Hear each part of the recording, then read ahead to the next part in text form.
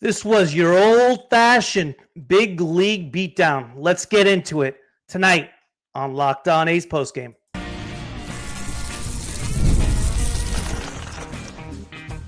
You are Locked On A's, your daily podcast on the Athletics, part of the Locked On Podcast Network. Your team every day. Welcome to Locked On A's, part of the Locked On A's Podcast Network. Your team every day. I am your host, Booney, one name, all passion. Thank you for making Locked On A's your first listen of the day. I'm from the Bay Area and have been a diehard A's fan since '81. This isn't just another A's podcast. This is the most informative and insightful show on the A's, period. We cover the A's every single day, breaking down games, delivering the latest team news, and giving you deep, thoughtful analysis you will not find anywhere else. If it's happening in Sacramento or in Vegas, we got you covered. We are free and available wherever you get your podcasts, including YouTube. And please hit that subscribe button wherever you are following the show. Not only do we cover the A's every day, but now we are giving you instant episodes after every single game. Check out the Locked On A's postgame show, approximately 10 to 30 minutes after the final out, right here on the Locked On podcast, right here on the Locked On A's podcast feed, as well as streaming on Locked On A's YouTube channel. Get rapid reaction to all the biggest moments with the Locked On A's postgame show. And if you would like to be a guest and talk some A's baseball, hit me up at X at Locked On A's or email me at lockedonathletics@gmail.com. Well, this is what felt like Sacramento's postseason, right? Going into the game, and the Yankees treated it like batting practice.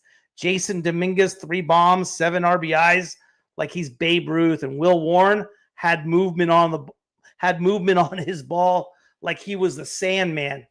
If game 1 was a tone center, the Yankees just dropped the hammer, and the A's better find a response fast. Today I got a guest, lifelong Yankees fan, the Todd Father. Todd, how are you, sir? I'm doing great. First of all, Moody, you're doing a great job on Locked On A's. Appreciate it. It's a privilege to be on here, as you know. I love baseball just like you do. I'm also a diehard Yankees fan. Right. And just want to talk about this. And again, it's a privilege to be on here and support you because you're doing a great job. I appreciate that. Thank you, Todd Father. Big game 1, man. Let's get into the game a little bit. I tell you, Todd, I felt good at the beginning. We go second and third, no outs in the first. Grisham leads off with the walk. Judge hits an absolute shot. I thought that was going to put a hole in the wall at 115 off the bat. Second and third, no outs. We get a lazy fly ball by Rice. He comes back and gets Goldschmidt on a comebacker. And then what's he do after that? He strikes out Domínguez. I think that was the only time Domínguez didn't do anything. Felt great. And for Bido to get out of those situations where I felt we should be up at least minimum 2-0 right after 2 innings, and to get out of the jam. I mean, when Judge hits a rocket against the wall, second and third, and to get out of that, I'm like, oh, he's got his stuff on. Yeah. But then on that instance, also Warren pitched his best game of the season by far. Yeah. He had curveball work it and what have you. So the Yankees not scoring in that first, I'm like, okay, we got a challenge here. Yeah. With the way Bido's getting out of this trouble. And I think in the first 2 or 3 innings, they both pitched their best baseball of the season, in my opinion.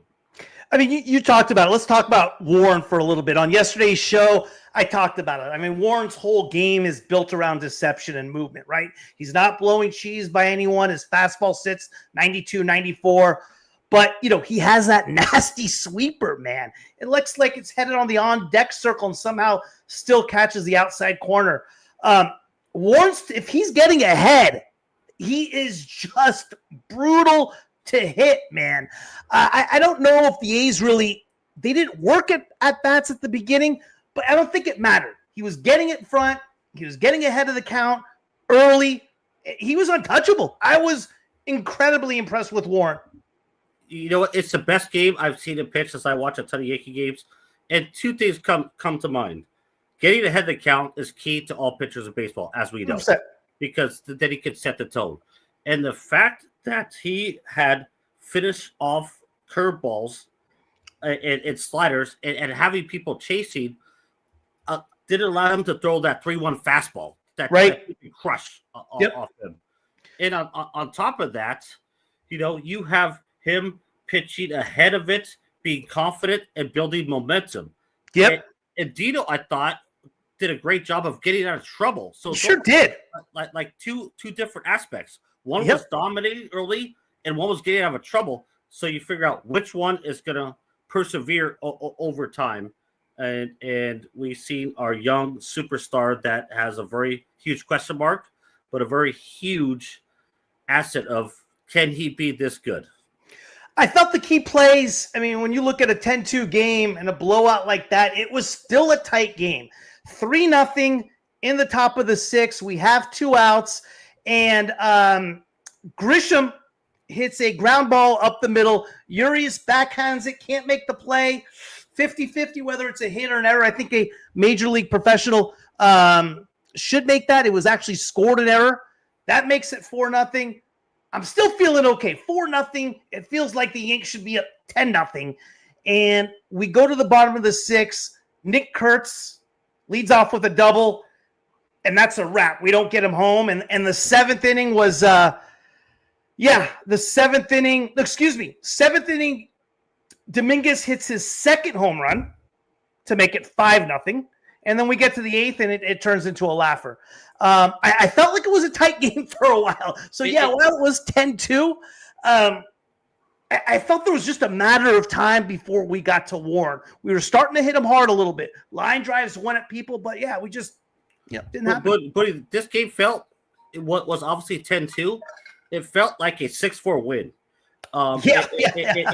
The four different runs was obviously the grand slam by Jason Domínguez, but it was tight. Everyone was making plays. The fact that they shut us down after literally 2 runners on second and third in the first couple of innings and getting 0 runs. I mean, that's huge. That's how you control baseball games, as you know. Yeah. And all of a sudden, Jason Domínguez got hot, and the grand slam obviously ended things. But the A's are talented. It's just they got a little bit slightly overmatched at the end of the game. And literally it comes down to 2 or 3 hits. And this was obviously Jason Domínguez's breakout game.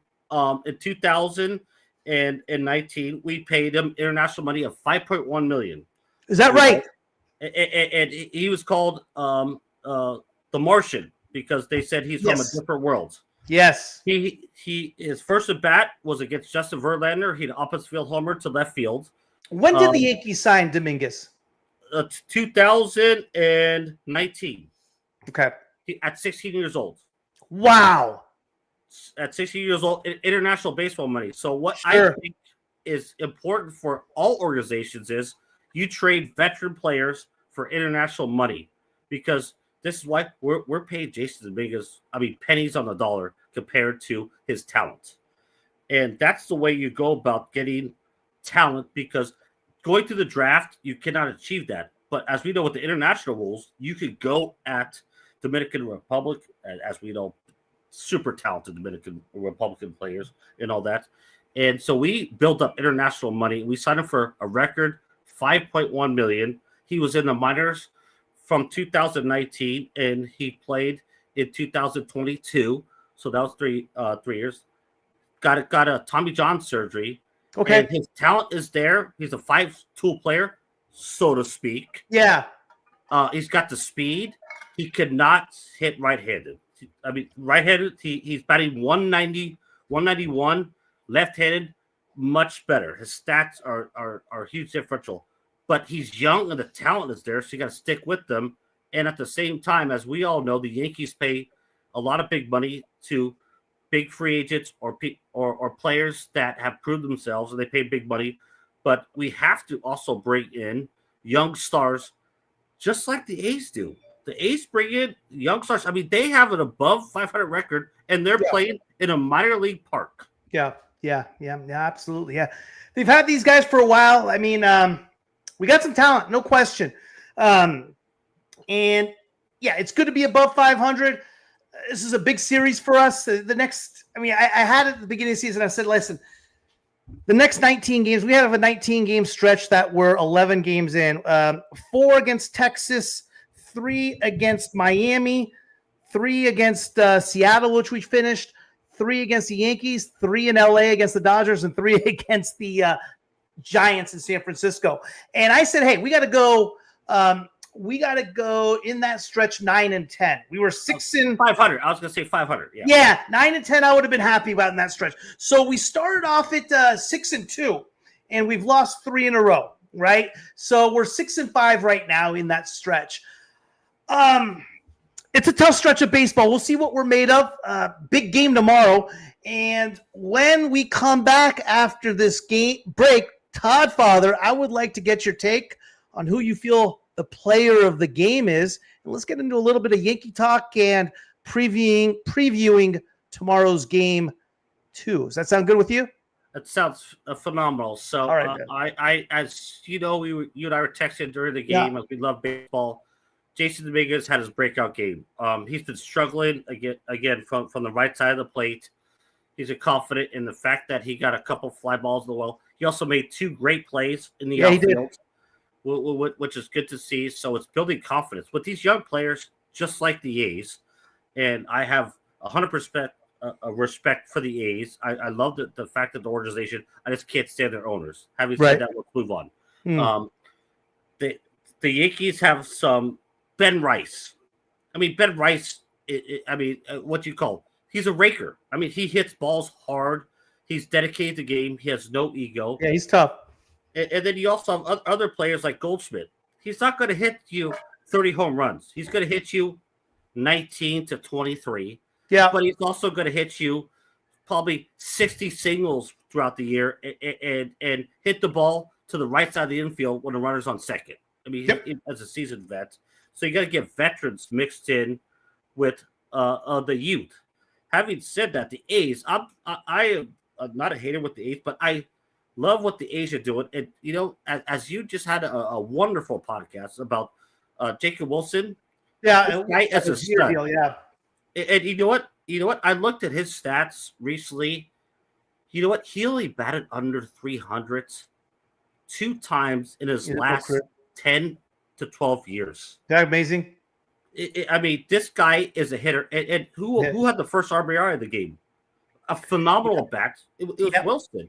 Yeah, it was Wilson. This is what the A's need to do. They just need to mix up some veterans. And I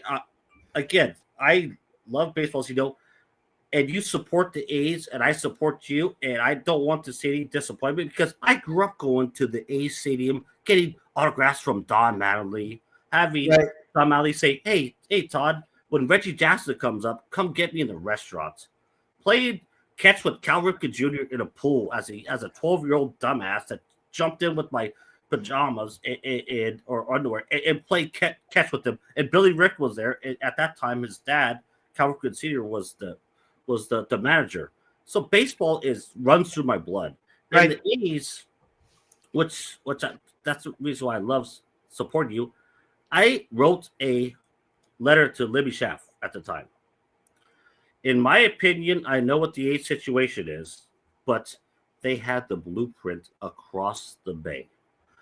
The San Francisco Giants put a stadium on top of the bay.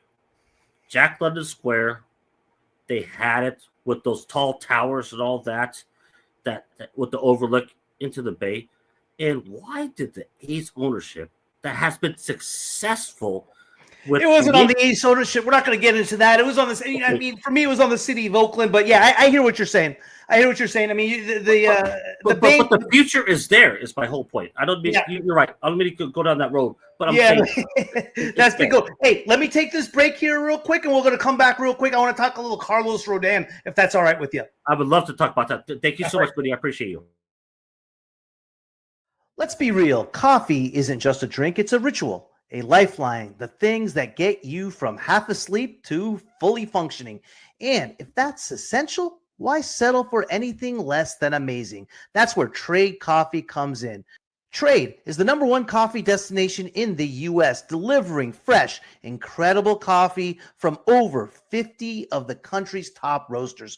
Whether you are a cold brew fan or a pour-over purist, they've got a roast you'll love. I took Trade's quiz. It only took a minute, and the first bag they sent me was spot on. The coffee was fresh, smelled amazing, and honestly, it ruined grocery store coffee for me in the best way. And if the first match isn't perfect, Trade will replace it for free until they get it just right. I love that their prices are comparable to grocery store brands, but the flavor is on a whole different level. Right now, Trade is exclusively offering our customers 50% off your 1-month trial at drinktrade.com/LockedOnMLB.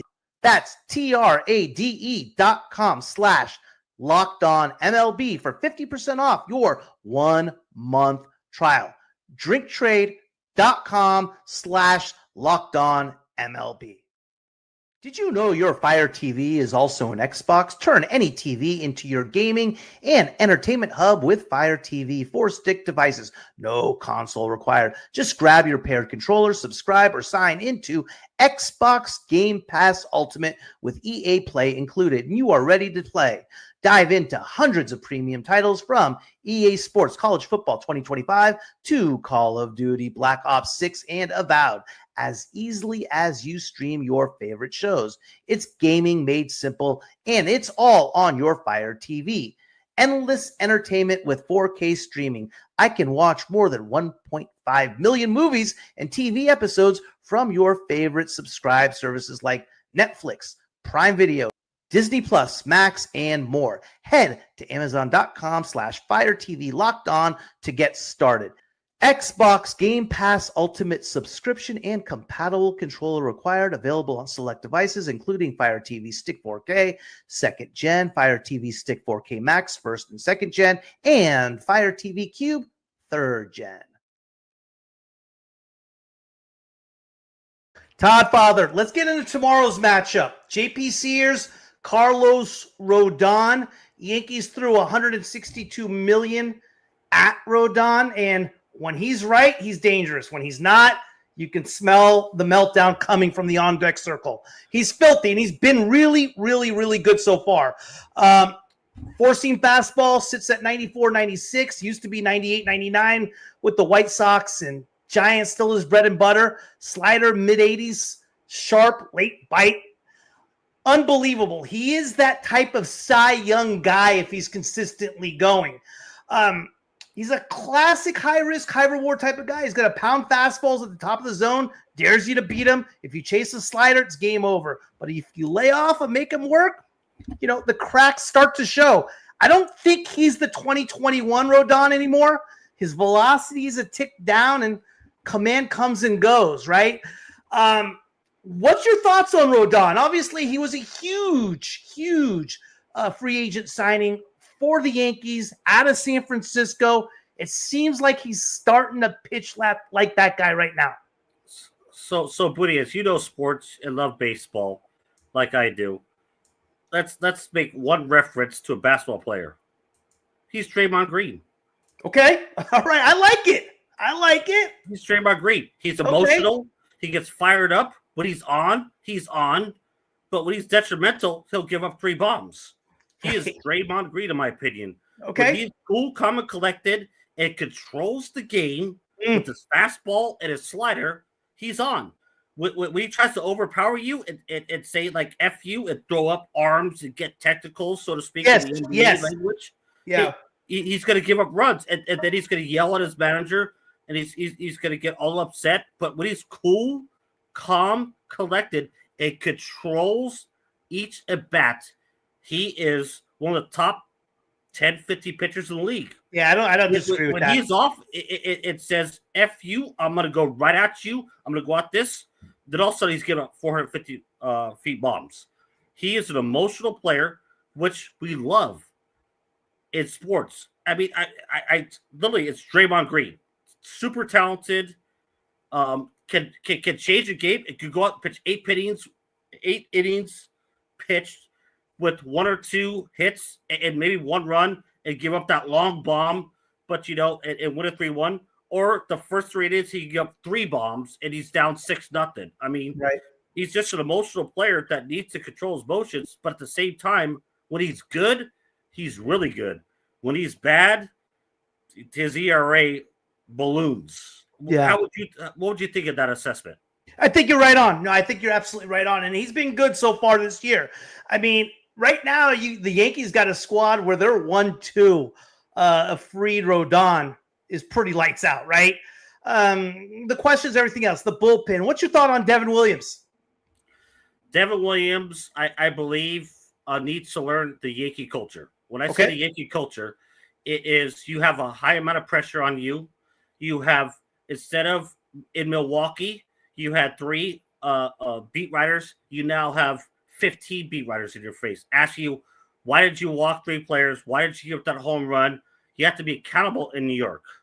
You have to, I mean, there is things in New York that we expect that you have to be accountable for, which is why when I say we, the Yankees, because I love them, we pay you a huge amount of money, which I've paid a huge amount of money to go all the games. And with Yankee hats, I got 50, blah, blah, blah. And you're going to the game tomorrow, right? I'm going to the game tomorrow. I'm going to with my queen, Alina. Awesome. We're sitting in the right field lawn. Great. And with the Yankees, there's accountability. So I'll give you 2 examples of people that handled the accountability and didn't. Okay. So Javier Vasquez could not handle the accountability. Right. So, he got Kevin Brown could not handle the accountability. Okay. Roger Clemens threw a bat at Mike Piazza because he is a dog. Yeah. That's what New Yorkers fans, whether it's right or wrong, that's what they want. So what do you think of Juan Soto? Derek Jeter, he wasn't afraid to fail. Don Mattingly was afraid to fail. Bernie Williams accepted that. But then you have your people that could handle that like Wade Boggs was a perfect fit for us. Cool, calm, and collected, foul balls off, and rode a horse in 1996 at the game I was at, Game 6 when Jimmy Key beat Greg Maddux in the World Series at the pitcher. So you have to have a mentality to pitch in New York. I think Carlos Rodon is coming towards that. And to your point of Max Fried, I think he's another guy. He doesn't care. He's like, I work hard. I do what I do, and the outside noise doesn't affect me. As you know, he's filthy right now. All together, I get emotional at times, all that stuff, but settle it down in New York because everyone is watching you. You have to be cool, calm, and collected, which will enhance your ability to bring out the best of your ability, I believe. Yeah, I hear you. Senior Clemens threw a bat at Piazza because he was roid raging. You think there's any truth to that, Todd Father? I think that is some truth to that. I also think that Piazza, he knew he could treat him like his son, and he did. I got you. Did the World Series. I got you. I mean, do you want to lose the World Series? Clemens did it. Yeah. What's your thoughts on that? Was it wrong? It probably was, but it was a natural reaction. If you see that, which I've watched a million times, it wasn't like premeditated. It was he grabbed the bat and just threw it like, let's get this on. Like he's World Series. Like I want to win. What's your thoughts on Juan Soto? Were you pissed, disappointed, all the above? Phenomenal. He seemed like a perfect Yankee. Phenomenal question, Cody. Juan Soto had arguably the Barry Bonds of our decade in Aaron Judge batting in front of him. Okay. And for him to take an extra $40 or $50 million after he went to the World Series, after he hit the game-winning home run against the Indians to send us to the World Series. Yeah, right. And to go to the Mets, our arch rivals, was a slap in the Yankees' face because we did everything for him. And he just recently said, he took a shot at Judge, didn't he? I'm not batting behind the best hitter in the league anymore. That's right. He was on his side, right? He didn't take. Okay, got it. It was more of a compliment. And he had a couple home runs. He's been heating up lately. But Why would you give up $50 million when there's a 600 or 50 million or 700, but he took an extra 50 million for luxury suites? Yeah, I was disappointed in that. So that tells me greed overtakes winning. Greed overtakes winning. And you are with arguably one of the most iconic franchises, and I am biased, in the world. It is. No, there's no question. When you think baseball, it's the Yankees. I mean, let's stop there. Yeah, there's no question about it. So instead of making $55 million, you're going to make $51 million, and you went to the World Series. So I have. Did you think that with more ego? He wanted to be the man somewhere else instead of kind of. I don't think it was about money. Phenomenal question again, buddy. You're 100% right. I think he didn't want to be second fiddle. Right. I think he wanted to be the man in New York, and he took more money. But to me, if you're making that much money, winning supersedes everything to me. Everything to me. My family's taking care of with $700 million. We just went to the World Series. How could you not build on Batman and Robin? Oh, you have to be Batman? Yeah. Get the fuck out of here. Todd, I'm going to take one more quick break, and then when we come back, I want to wrap things up and get your season outlook on the Yankees, the A's, the playoffs, expectations, all that good stuff. I appreciate it, buddy. Thank you very much. The NBA playoffs are in full swing, and every night delivers highlight-worthy performances, major momentum shifts, and can't-miss moments. Whether it's a game-winning shot or a breakout player, there's never been a better time to get in on the action. FanDuel makes it easy to stay in the game before tip-off and live. With player props, performance trends, and same-game parlays, fans have more ways than ever to play smart and win big. The Yankees come to Sacramento to open up a 3-game set beginning tomorrow, and it will be hot. You know what hot and Sutter health equals? It equals over galore for hitters. Judge over, Rooker over, Butler over, Wilson over. I don't care who it is or what the bet is. I am taking the over. Imagine an over on a $5 bet to get $200 in bonus bets. New to FanDuel? It's a perfect time to sign up. Head to FanDuel.com and place your first $5 bet. If it wins, you'll get $200 in bonus bets. Make every moment more with FanDuel, official sports betting partner of the NBA. Todd Father, Yanks first place right now in the AL East. A's, I still believe in second place. The AL right now as a whole is down, right? I think there's a possibility that the last wild card spot goes to somebody with like a 81 record, 82-80, 80-82.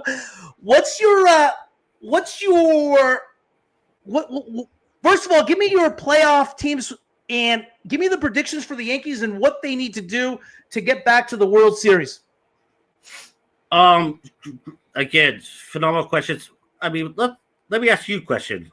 What's up with the Orioles? They just lost. It got swept the last 3 games by 2+ runs or more. I mean, they're a talented team.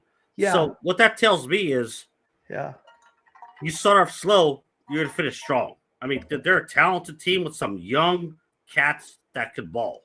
Yep. RD Moss, Kurtz was a bright. Yeah, no question. It was nice to see Nick Kurtz out of the 9th spot. This is our top prospect, number 4 pick, the 2024 draft out of Wake Forest. It was good, RD. Yeah, you're right. 2 for 3. I love the double. He's hitting the ball hard. I think he's going to be good. Good call. But what do you think the Yanks need to do to get back where they need to do? They need to. It's in my opinion, it's the end of games when it's close. So we got a hitter. We need if Jason Domínguez. If Domínguez is Jesus anywhere close to today. And Bellinger is like the little girl with the curl. I mean, he could hit 350 one month and he could hit 190 one month. But he's got that. I mean, he's got to play baseball. I mean, you know, he's got that DNA in him. And you know what? In this day and age, I believe it's bullpens because you need to strike out Vladimir Guerrero or have him ground into a double play or Ohtani. It's the end of games. These games are so close that your bullpen has to be strong. Devin Williams, I thought, was a great, phenomenal trade. And then he came in and he was wearing white pants and he shit down all his leg, to be honest with you. It's like on a golf course, never wear white pants because when you shit down your leg, it's going to show.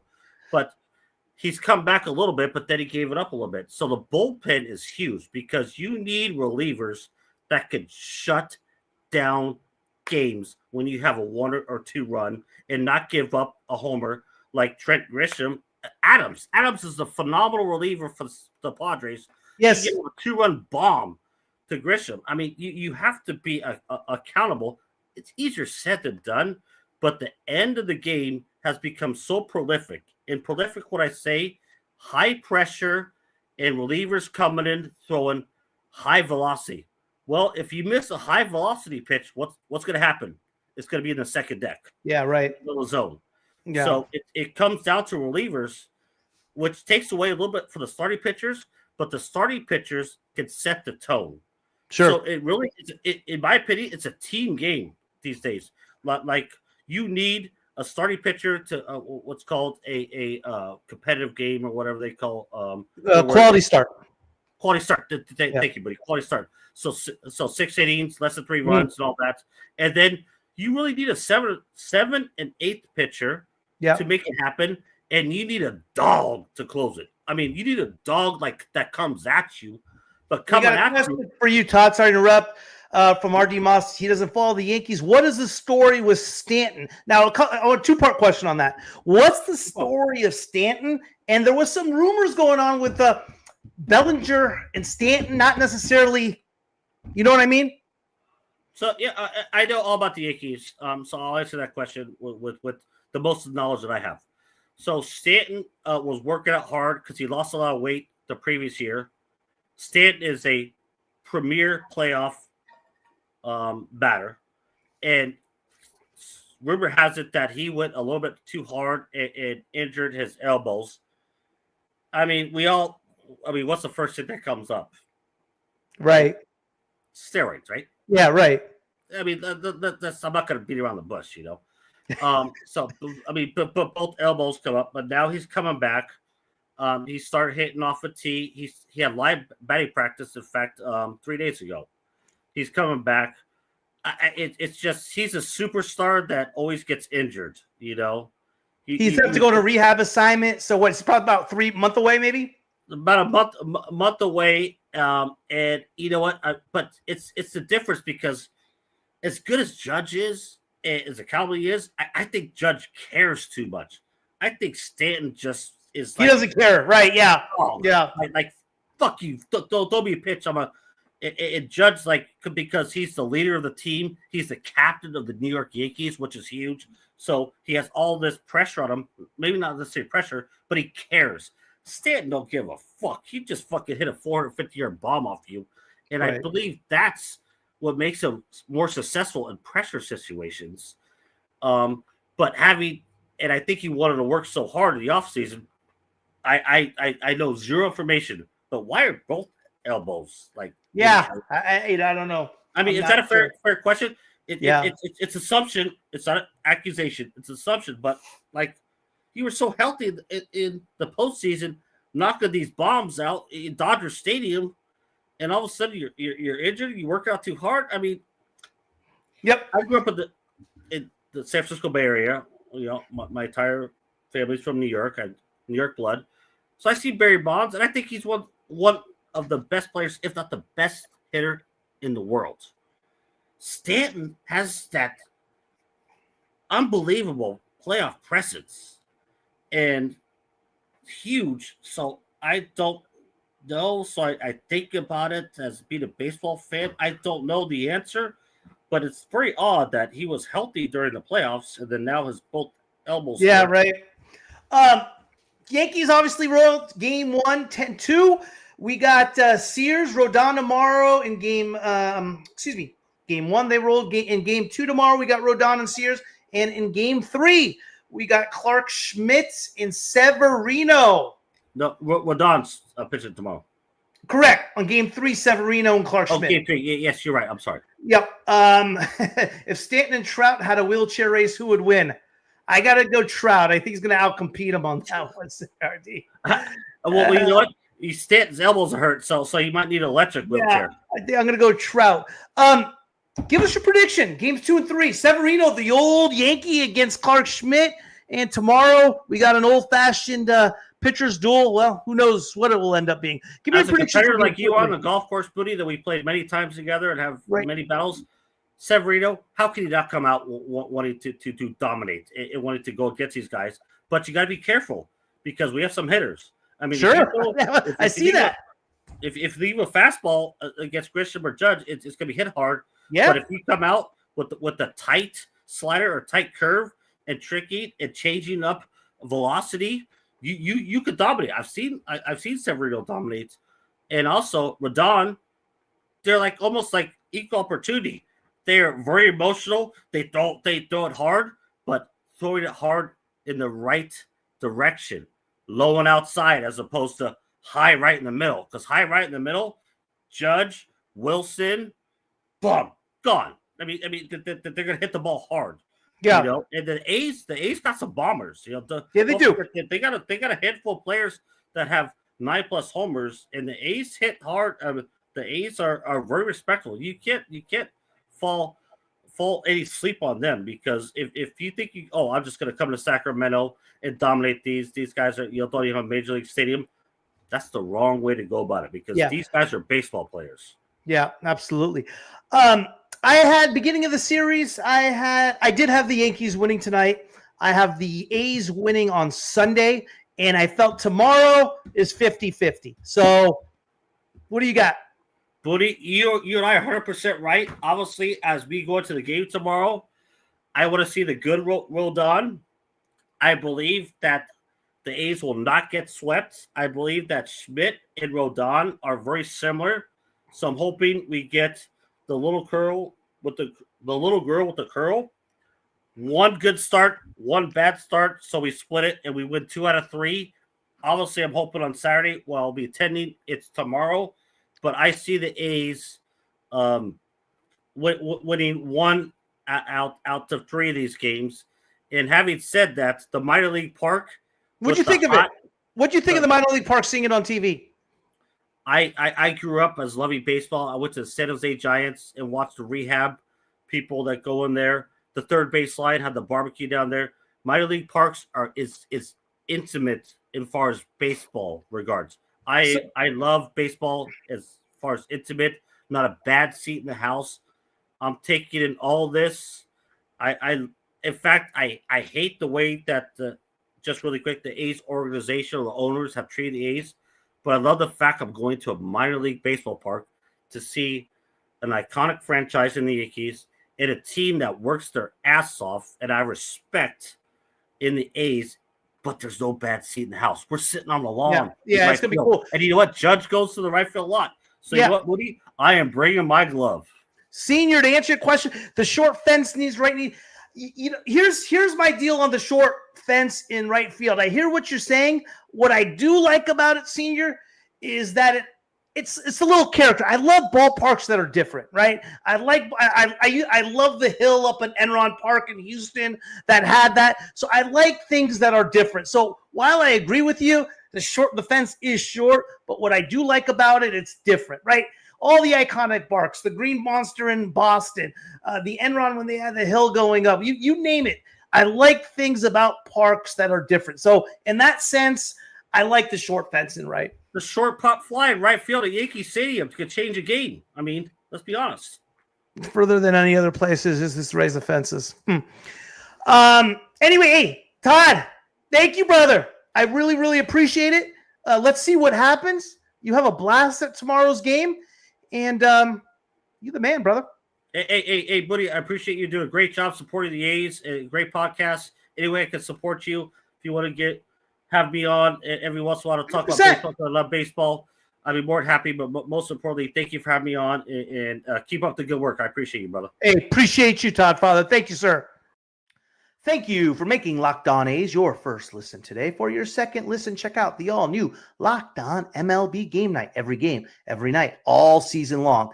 Get local analysis on a national scale Find MLB Game Night on Locked On MLB on YouTube or wherever you listen to your podcasts.